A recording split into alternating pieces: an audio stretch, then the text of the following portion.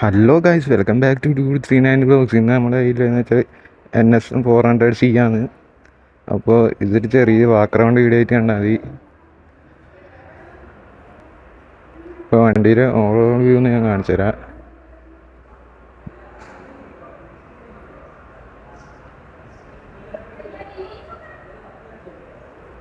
ഫ്രണ്ടിൽ നിന്ന് തുടങ്ങാന്ന് വെച്ചാൽ ലുക്സിൻ്റെ കാര്യത്തിൽ ഞാൻ പറയാല. ഈ ലുക്ക് കണ്ടിട്ട് പേരെഴുതുന്നതെന്ന് വെച്ചാൽ N400 എന്ന് വേണ്ടി വരും. N215 അല്ല, അതേ ലുക്കാണ് വരുന്നത്. പിന്നെ ഫ്രണ്ട് പോയാൽ ഹെഡ്ലൈറ്റിൻ്റെ സെക്ഷനിലേക്ക് പോയാൽ 2 DRL വരുന്നുണ്ട്, ഒരു ഷേപ്പ് DRL വരുന്നത്, പിന്നെ ഒരു പ്രൊജക്ടർ വരുന്നുണ്ട്. പിന്നെ ഫ്രണ്ടിൽ വരുന്നതെന്ന് വെച്ചാൽ ഡിസ്ക് ബ്രേക്സ് ആണ് വരുന്നത്. പിന്നെ വണ്ടിയിൽ വരുന്നതെന്ന് വെച്ചാൽ ABS ആയിട്ടാണ് വരുന്നത്. രണ്ട് ഫ്രണ്ടും ബാക്കും ABS ആയിരുന്നു. പിന്നെ USB ഫോക്സ് വരുന്നുണ്ട്, ഗോൾഡൻ USB ഫോക്സ് വരുന്നത്. ഈ മിറർ എന്ന് വെച്ചാൽ എല്ലാവർക്കും കണ്ടു തന്നെ പരിചയം ഉണ്ടാവും. ആ ഡോമിനാർ 400 250 അതിലെല്ലാം കണ്ടു വരുന്ന അതേ മിററാണ്.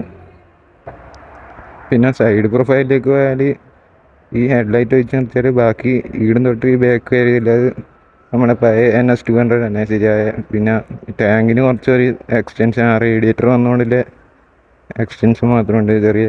പിന്നെ എൻജിൻ്റെ ഭാഗത്തേക്ക് പോയാൽ നമ്മൾ പഴയ ഡ്യൂക്കിലെല്ലാം കണ്ടു വന്ന അതേ ഓടിത്തെളിഞ്ഞ എൻജിനാണ് വരുന്നത്. 370cc ലിക്വിഡ് കൂൾഡ് എൻജിനാണ് വരുന്നത്. 6 സ്പീഡ് ഗിയർ ബോക്സ് വരുന്നുണ്ട്.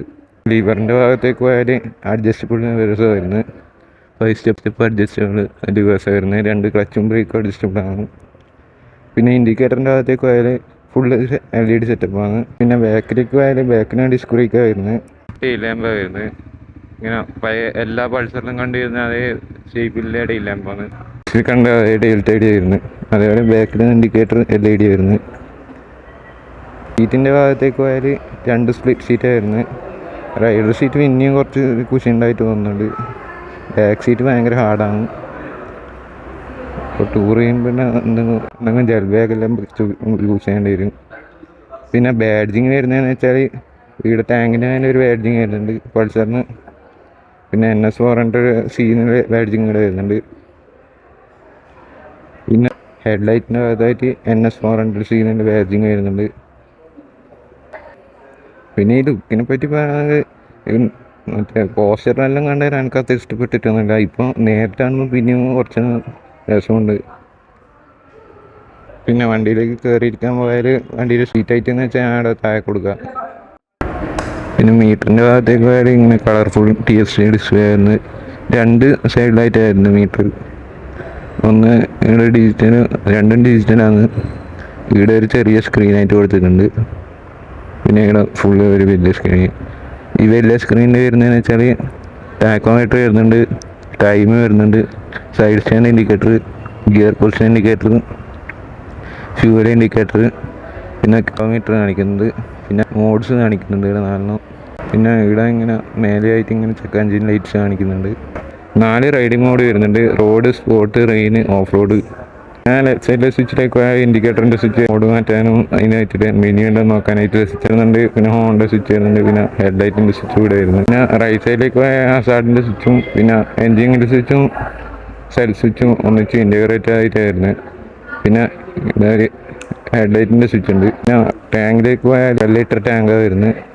നേരത്തെ പറഞ്ഞ നല്ല ക്ലച്ചും ബ്രേക്കും അഡ്ജസ്റ്റബിൾ വരുന്നത്. ഫസ്റ്റ് സ്റ്റെപ്പ് അഡ്ജസ്റ്റബിൾ ആണ്. ഗ്രൗണ്ട് ക്ലിയറൻസ് അത്യാവശ്യമുണ്ട്. ബമ്പിലൊന്നും തട്ടില്ലെന്ന് പ്രതീക്ഷിക്കാം. അടുത്തായിട്ടാണ് ഇതിൻ്റെ എക്സോസ്റ്റ് വെക്കുക.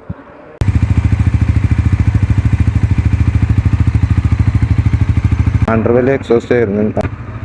എൻ്റെ പാസോട് കൂടിയ ഒരു എക്സോസ്റ്റ് നോട്ട് ആയിരുന്നു. പിന്നെ ബാക്കിലൊരു ടയർ അഗർ വരുന്നുണ്ട്. നല്ല ഉപകാരമുള്ള സാധനമാണ് ടയർ അഗർ എന്ന് പറയുന്നത്. മയത്ത് ചളിയെറിക്കാണ്ടിരിക്കും. പിന്നെ നല്ലൊരു ഉപകാരമുള്ള ഗ്രാബിൾ വരുന്നുണ്ട്, പിടിച്ചാടിയും പോകില്ല. അത് എല്ലാ വണ്ടിയിലും കണ്ടുവരുന്ന സാരി കാർഡുണ്ട്. ഇത് പിന്നെ അടപ്പ് ഒതുക്കുന്നുണ്ട് സാരി കാർഡിന്. പിന്നെ സസ്പെൻഷൻ എന്ന് വെച്ചാൽ മോണോഷോക്കാണ് ബാക്കിൽ. ഇതിനെപ്പറ്റി പറയുകയാണെങ്കിൽ പിന്നെ ഒരു ഡിസപ്പോയിൻ്റ് ആയിട്ട് തോന്നിച്ചത് പിന്നെ അതിൻ്റെ 2 ടയേഴ്സാണ്. MRFൻ്റെ ടയേഴ്സ് വരുന്നത്. MRFൻ്റെ ടയേഴ്സ് 2 ഫ്രണ്ടിലും ബാക്കിലും വരുന്നത്. അപ്പോൾ അത്ര 390 ബൈക്കൊന്നും ഇപ്പോൾ അയച്ചാൽ എവിടെയെങ്കിലും പോസ്റ്റ് ചെയ്തുകൊണ്ട് പറ്റാം. അതുകൊണ്ട് എല്ലാവരും എടുക്കുന്ന ഒരു സജഷൻ എന്ന് വെച്ചാൽ ടയർ മാറ്റാൻ പറ്റുമെങ്കിൽ അത്രയും നല്ലതാണ്. വണ്ടി നമുക്ക് തന്നതെന്ന് വെച്ചാൽ KVR ബജാജ് എന്നാണ് താണക്കിൻ്റെ. അപ്പോൾ നിങ്ങൾക്ക് എന്തുണ്ടെങ്കിലും ഇവരെ കോൺടാക്ട് ചെയ്യാൻ ഇവരെ സെയിൽസ്മാൻ്റെ കോൺടാക്ട് നമ്പർ കൊടുക്കുക. വണ്ടീനെ പറ്റി ഓവറോൾ പറയുകയാണെങ്കിൽ ടെസ്റ്റ് ഡ്രൈവ് കിട്ടിയാൽ ഒരു റൈഡ് റിവ്യൂ ആയിട്ട് പിന്നെയും വരാം. അപ്പോൾ പുതിയൊരു ബൈക്കുമായിട്ട് പുതിയൊരു വീഡിയോ കാണാം.